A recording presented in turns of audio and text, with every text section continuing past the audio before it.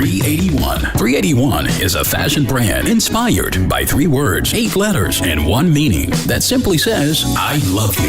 381 spreading love worldwide while wearing my heart on my sleeve. You will love t-shirts, hoodies, caps, shades, and accessories. 381 on Instagram and Facebook at 381 worldwide. Hashtag love by the numbers and wear my heart on my sleeve or browse 381worldwide.com. 381, 3 words, 8 letters, but 1 meaning that says, I love you.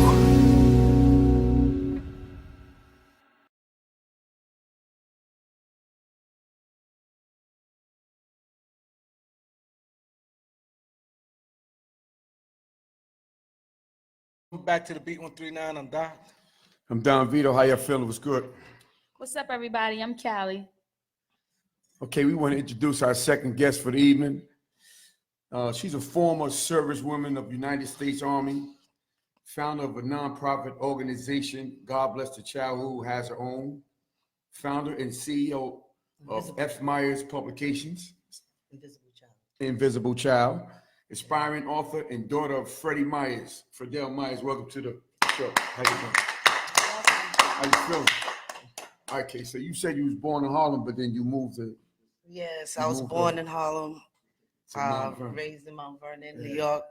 Shout out to Mount Vernon, shout out to Harlem. So that's where your family moved in after your family was incarcerated and stuff? Well, no, prior to being, my father being incarcerated, we moved to, from Harlem to Mount Vernon. My father began to be really big in the drug game. He became, I guess, multimillionaire. And at that time, he moved me out of Harlem. Moved into Mount Vernon. We had a mansion in Mount Vernon and put me in private school and stuff like that. So, I call myself the invisible child because my siblings and the rest of my family were raised in Harlem. They're very much Harlem. Me leaving Harlem at the age of 10, all the way up until, I stayed there through high school and college and everything like that. A lot of people didn't know about me. They didn't know that Freddie Myers had this younger child. Well, I am the only biological child of Freddie Myers, though. So that's why I'm working on the, his book, my book rather, his films and stuff like that. Being the only biological child, I own the rights to the story. So is Fredell your birthday name? Fredell is my birth name, yes, Fredell Myers. Okay. So, when you were 12 years old, the feds burst into his family's mansion door and snatched everyone but you. That is correct, yes. How did that experience, what was that about? It was devastating. It's devastating, and it's part of the reason why I'm starting Invisible Child, because that creates childhood trauma. And a lot of people don't realize that when children go through those type of experiences, last through the rest of their life. Childhood trauma causes all kind of flashbacks and things like that. It causes you to be distant. It causes you to have separation anxiety. It causes you to have anxiety, depression, trust issues and things like that, to have your whole family snatched away from you when, all you knew was your family at that time. So, to get specific, it was really crazy. They came in 5 a.m. in the morning. Just remember hearing the alarm go off at the house. So they worked with the precinct to make our alarm go off through ADT. That would make my mother and father get up and, check the door. And my mom opened the door and they just bum rushed. They came in and they got to my room and I was in my bed and there was like 4 white cops with guns pointed at my head saying, don't move, don't move.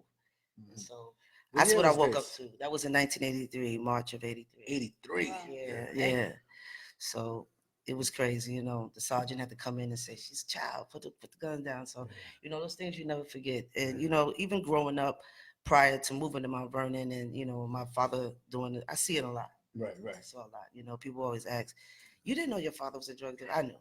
Yeah, I was going to ask you, did you know how major your father was? Your father wasn't just a drug dealer. Let's get this right. Your father was a major player. Yeah, he was a heroin kingpin. He was a kingpin. He definitely. He's a kingpin, He had the streets Freddie from Myers. 14th to 121st. Exactly. So, I really realized that he really was big in Harlem. I didn't know how big at that time. I just knew that we had a lot of cars, a lot of money. We were rich and we lived well, and I never wanted for anything like that. And see, whereas, for me, I was born into that. So it was different from my siblings. So I didn't know anything but that. Right.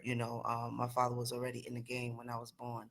So, I didn't know how big he was, I don't think, until I think my 13th birthday party. No, not my 13th, I'm sorry.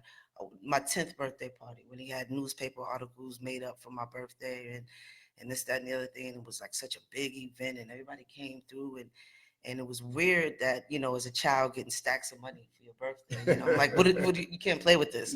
What am I do with this, So, at that birthday party, I realized what it was. And then, he put me on a plane and took me to Texas. And I realized he had bought me an Arabian horse named Diamond. So I was like, yeah, we must have a little bit of money. Because I grew up loving horses and horseback riding and stuff like that. So he said, I want to get you what you love. So he made the 10th birthday was special. It was big. Yeah, it was pretty darn big. Yeah, I got to say that. And your only biological child, so you got to do that. Yeah, exactly. His namesake, almost, Freddie. Yeah, exactly. My nickname is Freddie with a Y, though. Right. Yeah. Because, reason why I was saying what I was saying, I grew up in Harlem, I'm a lot younger than your pops, but like Doc can, he can relate to it too. Like certain people, when you say their name, you know what time it was. Yeah. You ain't had to go on all that other stuff, Yeah. And he had one of them names. When you say their name, you're like, all right, you know what I'm saying? He was definitely well known in Harlem and stuff like that. But so he went away. He got sentenced. He did 24 years or something. Yeah, he did. He was sentenced to 40 years. It was actually, it was more than 40. It was 40 and 30. You always do the lower number for the feds. And back then you did 130 a time. With the feds now it's worse. You do 85 a time, right? So out of the 40 years, he served 25 years, 24 and a half in and 6 months in the halfway house. So yeah, 25 years. My mom was convicted of conspiracy. She was sentenced to 7 years. She did 4.5 years in Alderson Federal Penitentiary. So as a child, how did people respond to you knowing that your father was a kingpin? It was different lives for me. In Harlem, it was a different thing for me. In Harlem, it was a big thing, in Mount Vernon, amongst my friends and stuff like that. I didn't talk about it much. They didn't know exactly what my father did. I was back then the only Black family on the block where I lived, but in the neighborhood, it was a lot of Black youth and stuff like that. So after a while, they begin to figure it out. But for the most part, I just told them what my father did do outside of that, which he had, a couple of record labels. He also had, shoe store and he was doing fashion, traveling back and forth to Milan and stuff like that. So I spoke of those things. I never spoke of the drug. Right. So when it happened, Mount Vernon being a small town, it hit the newspaper. Mount Vernon's small. 4 square miles. I love it though. 4 square miles. 4 square miles. I love every square mile of it too. So what was the change? What was the change like once people really set in what your father do and what's going on? Like how did they start responding to you after that? I got a lot of nicknames like the rich girl. But I had those nicknames anyway because moving into that house and having a pool and everything, and everybody was like, can we swim at your pool? We don't want to go to the pub. So my parents were like, they were community people. They were like, everybody could come spend the night. Everybody could come swim at the pool. We had a game room in our basement, and people would come, and it was custom game stuff that my dad had. Like you said, y'all familiar with my father, so y'all know how flashy he was. Oh, absolutely. He was extremely flashy. Yes, so absolutely. you could imagine the house and the amenities and things like that. So people enjoyed it. It didn't ask questions. Some of the older people kind of figured it out. People know, the way he's coming in and out and the way he's moving, the way things were moving. He always had, his 2 lieutenants, bodyguards with him and stuff like that. So people that know, and then there was the younger people that didn't know until it hit the newspaper and I was on Dateline and all of that type of stuff, following us inside of to trial, to court and stuff like that, and telling background information. Had to change schools when the case hit because I told what school I was in at the time, the private school and stuff like that. So it changed, when people found out. I became more of not so much as the rich girl friendly person, but it was like people was gunning to for me rob my house. That happened a couple of times. My whole family, like I said, was arrested. It was taken away. I lived with a family member here in Harlem for a couple of months until one of my sisters came home. She was released on her own recognizance. They realized she had nothing to do with the case. Then my sister TC and Chucky came home. they I don't think they went to trial. They said that, they really was just, I don't know if you understand about the whole thing, but when they have 848 count, Yeah, we know. things like that, they have to have a certain amount of people to arrest. So they arrested a lot of people just to have the number to get the count to give my father the extra time. Mhm. So those are a lot of people that were released, didn't make it to trial. Then there's people who went to trial and won trial, and then there's the rest that lost, like my mother, my father, my dad's 2 lieutenants, and my other sister actually lost as well. But she did so much time in MCC that when you sent her to Alderson, she only had to stay 1 day. Her time was served because I don't think she was Yes. sentenced much time. Yeah.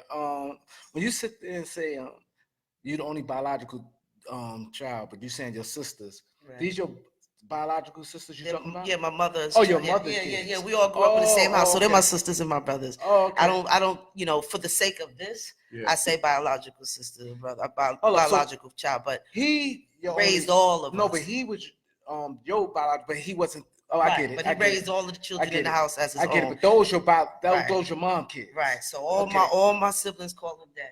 Okay. He was there for a Right, long right. time. When my mother's husband died, my father stepped in and raised all of them. He made sure Okay. everybody Yeah, was everybody good. was good. And they Yeah, always yeah. lived great lives. You wouldn't even know that. So did you stay in the wasn't house? biological. How long you stayed in the house after you got arrested? I The stayed there mansion. until my mom came home when she was released in July of '87. Thank God she made it home in time to see me graduate from high school. I was happy about that. Mhm. When she came home, we stayed there for maybe almost a year longer, and we decided we wanted to leave Mount Vernon and come back to Harlem. So we sold the house and we moved. We sold the mansion and moved out. Then by that time, it was, I was going away to college and the military and stuff like that. So even when they came back to Harlem, I missed a lot of that What too. made you want to go into the military? I have an older sister who's in the military as well, and she's a major. She was a major. She's out of the military, but some of the benefits and things that they offered at the time, I thought it was a good idea, and it was definitely helpful for me for what I was, What my year was that? endeavors. Oh God, I joined the military in '91. Yeah, I left February 26, 1992. That's when I joined. That was the day I was sworn in. Okay. February What 26th. branch you go? Army, U.S. Army. Army. Yeah. hmm That's nice. I was in for 14 years. So was you going to visit your dad when he's in jail? Yes, I was. And that's one of the reasons why I'm starting a nonprofit organizations. If you understand like about the federal prison system, as y'all do, with the federal prison system is different from the state. With the state, they're going to go up as far as like Oneonta, Buffalo, within the state of New York. Within the federal prison, you can be sent anywhere. So my dad was Texas one time, and then another time Louisiana. He was in closest he was Fort Dixon? Lewisburg. Lewisburg. Yeah, That's in Pennsylvania. Yeah, That's in FCC. Pennsylvania. Yeah, he was there, but most of the times he was Louisiana, everywhere you can possibly imagine. And what I've experienced with other people, other children who are children of incarcerated parents, they weren't able to visit their parents because of the financial obligation. Like my mom was all the way in West Virginia, her whole 4.5 years, which is Alderson Federal Penitentiary. That's a plane trip. Everything was a plane In flight. the state, Yeah. you get on a bus. You or get ride on the the bus or state. Amtrak or But whatever. Feds, you Feds, you gotta gotta get go on on a that flight. plane. Yeah. Yeah, it depends So where you at. financially Yeah. straining for the children to keep, connection with their biological family. Is financially straining for the families, the host families that are taking care of them while their parents are in jail or stuff like that. And a lot of times it's the men that are in jail. So those are the breadwinners. So women are struggling financially to get their children to visit. So that's one of the services that Invisible Child wants to offer. We want to offer transportation to the prisons, especially the federal prisons and stuff like that. We also want to do something for the state prisons in terms of getting, the van services and things like that, and getting the kids up there to visit their parents. It's important to remain, connected to your biological parents when they're in prison. We want to do Christmas gifts at the holiday time. We want to be doing school supplies as well. In August, we're going to have a school supply drive because a lot of times the children, I thank God that my situation was very different. I was able to stay with family, and then, my siblings started to come home little by little as the months. So they ain't seized no property. Oh yeah, they seized every lot of stuff. I mean, they seized God, I never remember the I mean, amount of money, but it was they said millions they of said dollars. They, Do you they remember? confiscated 3.3 million in cash. Thank you. I always forget. 1.5 million in jewelry, 29 coats worth about 250,000, and 3 Mercedes-Benz cars. Right.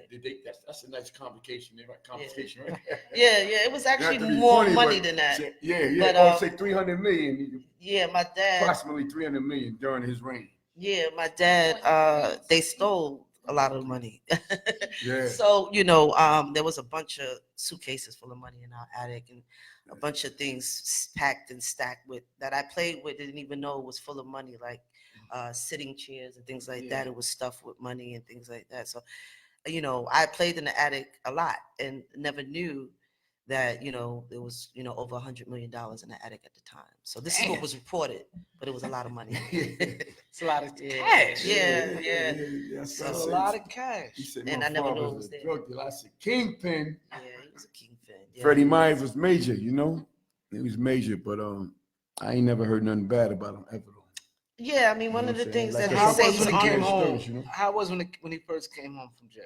It was weird. I mean, You could tell because people the year. yeah, because he was he's always just like a good guy, loving guy, loyal, a very good father. So when he first came home, I was stationed in Mojave Desert and for Irwin, and I got the call, he's home in the halfway house and stuff like that. I got permission. I came home within 3 days of him being home, and I was in uniform. First What time year I saw was him. that?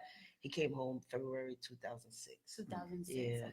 So I came home and he just looked at me like, wow, because he had never seen me in uniform. He had seen pictures, but he had never, fully seen me in uniform. And we just hugged and we cried and we held each other and everything like that. And he said, when I dream about you as the little girl that I left. Even though I saw you through over the years and things like that. But he just on the outside, it was very different. It was so emotional. Had a good time. We went and got pedicures and got and got something to eat. We hung out in Harlem. It was really nice. He did a few interviews when he came home too. Yeah, he did. He did quite a few. He did with WBLI radio. He did the morning show with Ed Lover. Yeah. And some other stuff got that a I don't documentary remember. out too, right? Yes, he has the documentary, Kingpins, the story, the Freddie Myers story, Kingpin. So I'm also in that documentary. The film crew interviewed me as well and talk about growing up in Mount Vernon and I don't know if y'all know, but Mount Vernon is full of celebrities. A lot of something in the water in Mount Vernon. A lot of good stuff come out of Mount Vernon. All of the good stuff. So during the time that my father was in prison, the people who are celebrities now were my childhood friends. So when you in prison and I'm writing and I'm telling my father about I don't want to name drop, but certain people. You can name drop if you want to. I'd rather not. But we're cool to this day. Everything's good. I just don't.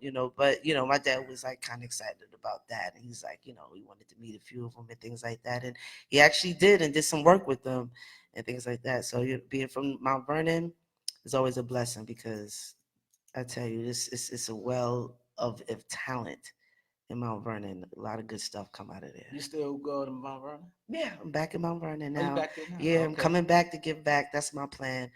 With this nonprofit organization, I plan to benefit the children of incarcerated parents, as well as bringing it back to my hometown. This is the place that nurtured me.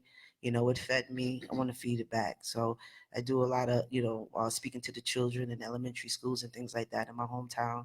It's something that a part of giving back and letting people know that regardless of your parents maybe being incarcerated or your father or your mother being into drugs and things like that, you don't have to follow that path. You can always break the cycle. I call it generational curses. You can go to college and join the military, start a nonprofit profit organization that is near and dear to your heart, and giving back to the people who have been affected through the same things that you've been affected to. And that's my plan. How was he when he came home? He was cool. Did he had like, he He had the urge like, man, I want to get back in the game. Oh no, actually he didn't. He said to me, man, I'll die before I do that again. He said it's just not worth it. He said he realized who he is and what he can capitalize on because of who he is and how he did what he did when he did it, and when he got arrested, how he held himself. They say he's a man of honor, stand-up dude. They always brag about the fact that a lot of kingpins in Harlem, when they got arrested, they snitched and things like that, and for less time. My dad didn't do that. That's why I said I So, ain't never heard nothing bad yeah, about him. they say that him being an honorable dude, that alone, he felt like that was his platform to come back on a financial level or come back for status. On that alone, he didn't need the drug thing. He said it ain't the same anyway. The money ain't the same. That era of the '80s, y'all was there. Can never get that. Even crack ain't had that. You know what I mean? So he knew that. He knew the better way to go about it was to work on his empire. So he started some businesses actually. Took back over his record company and things like that. So he had some money when he came home. Yeah. Yeah. I'm sorry. I don't know. I wouldn't say that, but what I will say is that he came home with the goals and the drive to build an empire, to leave a legacy for his family, and that's what I want to continue. So what was your motivation to continue your education after experiencing something traumatic home and with the family and everything? Like what gave you that strength just to knock it out? Well, initially I was thinking, how am I going to do this? When my sisters took me back to the house and I started going back to school, and the kids were, talking about me and, pointing and covering their mouth and stuff like that. I thought I couldn't do it, but I said, you know what? Somebody asked me questions, I'm just going to answer it. And I did that. And I talked about it. And then I realized it did become overwhelming. I had my sisters change my school. So they put me in a school where no one knew. So it was easier at that point for me to be able to get up and go to school. Start new. Yeah. Right. So it was good to have a fresh start, but it was still in Mount Vernon.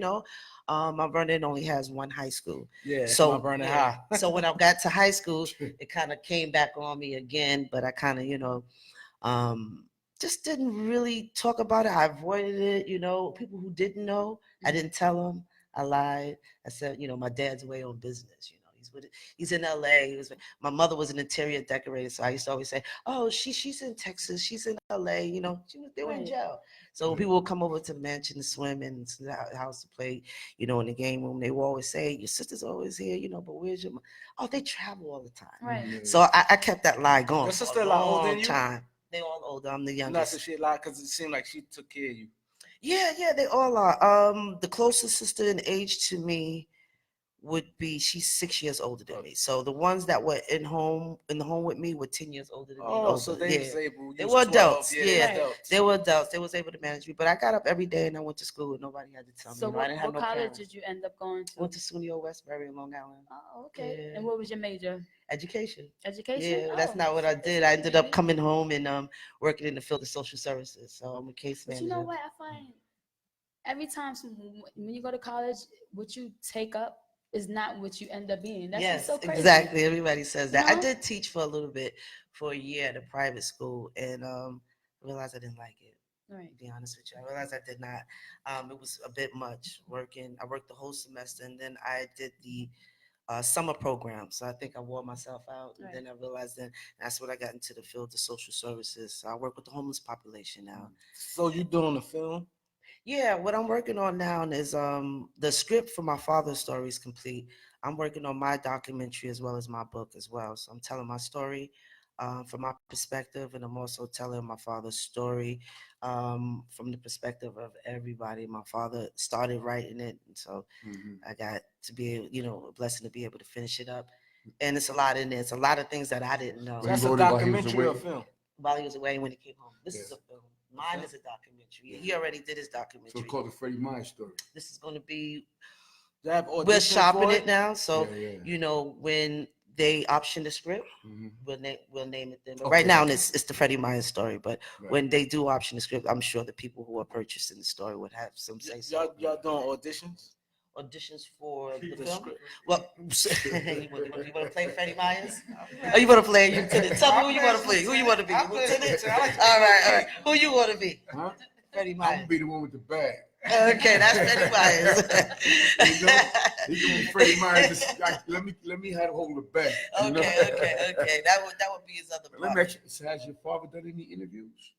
Yeah. When he was alive, I he mean, did a lot. huh? Yeah, He was just alive. tell You you know, my that- father passed away in 2013. Yeah. Oh, Yeah, well, I'm I ain't talking about that. I ain't know you. I ain't know he passed, Champ. You ain't know he passed? Nah. Yeah, he passed 2013. Yeah. I ain't know he passed. Why I said that because I'm gonna see if we can get him That's, over here. that's why that's why I I know he said passed. Nah, he Sorry, passed I know 2013. I passed. remember Oh, that. yeah, so he Nah, was It right was before Prince. crazy. Yeah. Like Nah, I it know was he jam passed. packed. Yeah, It was jam. I all remember of he the down the passed. block. I Yeah, I couldn't missed Because that. he came home. He came home 06. Yeah. And he passed in Oh, you definitely 2013. got to do that. I knew the whole I didn't know he thing. I passed.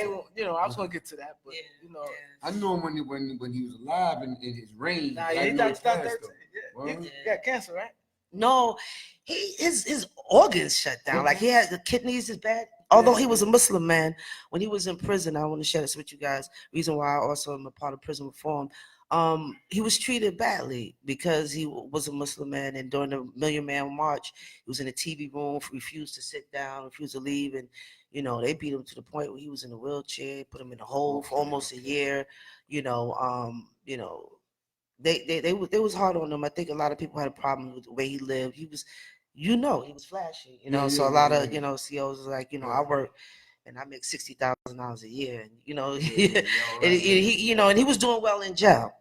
I have to say that. So that was a big problem, caused him to do a lot of hard time, and it also caused his organs to fail because he refused to eat the food. They were trying to poison him. Peter and Shue stuff. said the same thing. Yeah. Peter Shue came up here and said the same thing happened to him. My uncle too. Yeah. My uncle did 8 years. He came home and he died, I think 91 days after he came home. Wow. But After listen, 8 years, 91 passed days away out here, not Yeah, there. not there. You know Exactly. what I'm saying? Exactly. Yeah, you don't ever want he down in literally prison, man. Exactly. You know what I'm 3 saying? months. Wow. Sad. And they said it had something to do with him being inside. It had everything because my father was a healthy man. He was totally in good health and everything like that. He ate right. He ate healthy and things like that. So, I think he was trying to stay away from the pork and stuff like that. So eating a lot of vending and commissary foods, and kosher meals. kosher meals, and it wasn't healthy, So it worked on his organs, I think it was his kidneys and his liver and everything like that. Yeah, so I ended remember that too. up causing him to go into like cardiac arrest and stuff like that. So what year was you diagnosed with PTSD? PTSD. To be honest, before there was a name to it, a label, when my parents were in court, the judge ordered therapy for me. So, I was in high school and I used to go see the therapist, and I used to never talk. I used to just sit there because I was taught you don't tell your family's business. Growing up in this type of family, so we didn't talk, and they wanted me to talk about how I was feeling, what was going on, and I always carried the secret of my family. So when everybody would talk about my family, it would either I would shut down, not talk, or make up something. So with the therapist, I wouldn't talk, and after a while, I ran track in high school. And then she told me, she had a picture on her wall, Jesse Owens, and she said, "That's my cousin." And that's what got me to talking. And I started talking, and then she and through that, she realized that, there's certain incidents that caused me to like flashback and things like that. So that's what they called it back then, flashback and stuff like that. And in the course of the military is when, I was re-diagnosed with PTSD, separation anxiety, all caused by childhood trauma. A lot of people think, I was down in 9/11, stuff like that, with the 9/11 mayor, Giuliani, which is also the DA on my father's case in '83. Oh, wow. And so I had to actually work side by side. And that, right after that, after '83, he did his thing. He used a lot of those cases. He took down the mafia. '83 was his year. That was his year. '83. So after that, he down the become big mob higher family. and higher in the judicial system in terms of a DA, and then he was the mayor. So working at Ground Zero, sat next to him like I'm sitting next to you. And this is the man that put my family in prison. So, those are the things I did in my uniform. I had to protect him. Serve? 14 years. 14 years. Did he know that? No. I don't even think he remembered me. He may have even remembered the case, but, some people do remember the case. No. I was there to protect him. Yeah, okay. What was your specialty? I was a logistics specialist, 92 whiskey. Okay. My highest rank I received was sergeant, E5. Mm. Yeah. That's nice. So tell us more about your nonprofit organization. So, Invisible Child's nonprofit organization to benefit children of incarcerated parents. What the services that we want to provide for the children will be, of course, therapy, transportation, as well as, like I said, gifts at the holiday time, birthdays, and things like that. What is more important to me is that the children remain connected to their biological parents. I was, sharing a little earlier, I was fortunate to be able to grow up in a house with my family, but, I know a lot of people who, when their parents went to jail, they went to foster care. They ran away from foster care. They had this. They were treated badly, mistreated, never saw their parents till they came home. Some parents did life, so they never got a chance to visit till they became adults and they researched, and things like that. So, and to this day, they are affected by that. I watch, I deal with a lot of people. I study people as a social service worker, and I experience a lot of people who have unresolved issues from childhood trauma. And a lot of it came from children of incarcerated parents. So that's something that's really big with me. The transportation piece and the therapeutic piece to it, to really help these children evolve and become fully well-rounded people to serve, our country the way I did. And I thank God that I was put into therapy. I was reluctant and very resistant towards it, but it did benefit me in the long run. I was able to talk about things that, as a child of a kingpin, you don't do a lot of talking, you know what I mean? We were always had to keep those family secrets and things. Like I said, the film, the documentary is going to put a lot, but I saw a lot. Yeah. I know a lot. I witnessed a lot as right. a child, Yeah, I remember when my father was building his empire. Let's just say that. Right. And so, in seeing all of that, those type of experiences did affect me. But now I want to use my platform to help those children that experience the same thing that I have. I know, a lot of people love my father. I love him too because he was an honorable dude, and that's a platform for me. To be able to reach one, teach one, and help the youth, because that they are our future, the youth. And that brings us to my next function that I'm having. We had a comedy show in Mount Vernon. It was a fundraiser for Invisible Child. Shout out to the troublemaker comedian. She helped me put that together.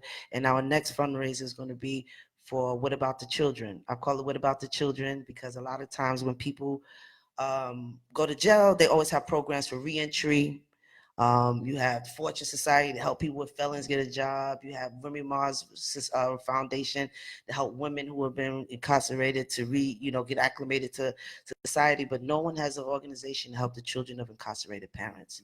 So this is a need. I want my story to be told, and I want everybody to tell their story. I hid it for so many years. I'm in my 40s now, and I lied about who my father was, and because out of embarrassment and things like that. So I never received the help and services that I needed. But I want people to not be afraid. Talk about it. Get the services that are out there for you. I want to start a mentoring group for those children that don't have, guidance and adults to help them and stuff like that because their parents, they're covering. I always say a man is the covering to his household. So when he goes to jail, a female child feels like she lost her cover. And that's what I did. I felt like I lost my covering when my father went. I felt unprotected. And that's something I don't want a lot of children to experience. So if there's a mentor to step in and say, I'll be a father figure to this young man or this young woman, because young girls need their dads too, not just young men, And I was very close to my father. So when he left, I missed Sunday morning cartoons and Sunday morning, watching Bruce Lee karate fights and things like that. It was very heartbreaking, and those type of things people don't deal with. They just kind of cover and block, and it affects their lives later on, affects them in the workplace, and affects their personal friendships and their romantic relationships and things like that, because these are unresolved issues. So that's something that I really, really want to address, because some people are going through life in circles and don't even know why, because it's unresolved. So can you give people your social media links? Yes, Invisible Child New York on Instagram, for Facebook, just Invisible Child. The website is invisiblechild.ny.org. I'm sorry, Instagram is Invisible Child NY, not New York, Invisible Child NY on there. And I think that's it. Yeah, I have Facebook, Instagram, and the website. Can you tell what podcast you on? I am on the beat. 139 Harlem. What up, Harlem? 139. Harlem in the building. 39, that's right. Yes. The beat 139. And I know you're gonna be a good role model for that organization. Yeah. That's the goal. You know what I'm saying? Your story and what you've been through, your followers and the kids and all that stuff, they're gonna learn a lot from you. I pray that's my life for real. That's my dream. If I can help one child, you know, that's my goal. You know, I really want to. Anyway, we can, you know, if you have an event, let us know ahead of time, and we can make it. I would You appreciate can come through. We just did a little support with Cordell Clear about the prisons, and you know, nice. supporting like Really nice. you know, hard event with talking about prison, and now here you talking about children of incarceration, people been in prison, stuff like that. So it's something that we really support because we can relate to it, kind of. Thank sort. you. You know? I appreciate that. That would be nice. I would love for you guys to come out it's on the dealing- 29th. Anything with the kids is you know, community stuff. We like to do that type. Well, we're going to be on the 122nd and over at Mount Morris Park, Marcus Garvey Park as well. They call it. It's called What About the Children Day in the Park. We're going to have face painting, double dutch competition, dancing, celebrity DJs, celebrities coming to give out free stuff for the children, information packets regarding children of incarcerated parents and referrals. June 29th. It's going to be going on from 10 a.m. to about 5 p.m. Y'all could come by, you know. Well, I know she will. Yeah, She my business email manager. real quick, and then we come through. Shout out to my business manager, She Stacy, in the don't- building. she don't. Always. They say, I said, Stacey, send me a picture to that face, up to that voice, right? Yeah. You keep talking. I said, I got to see what you look like. You were surprised, wasn't you? Yeah, I was too. Yeah. When I called the management organization, She had like a charming voice, but I wanted to see who the hell I'm talking to, you know? yeah. She said, but she's cool, though. When I called the Shout out to manager Stacey. organization, shout out to Stacy's Ice Group. I called Ice Group and I was talking to her. I said, who's this lady? I can't see who she looked like. When I met her, I was like, oh, she is black. She may understand me. Yes. Midwest girl in the building. Okay. Thank you. Thank you guys. I appreciate it. Shop, it's Don Vito from the B139. What up, y'all? This is Dr. B139. Y'all know what it is. The B139, rocking with the greatest. Vibing with your favorite.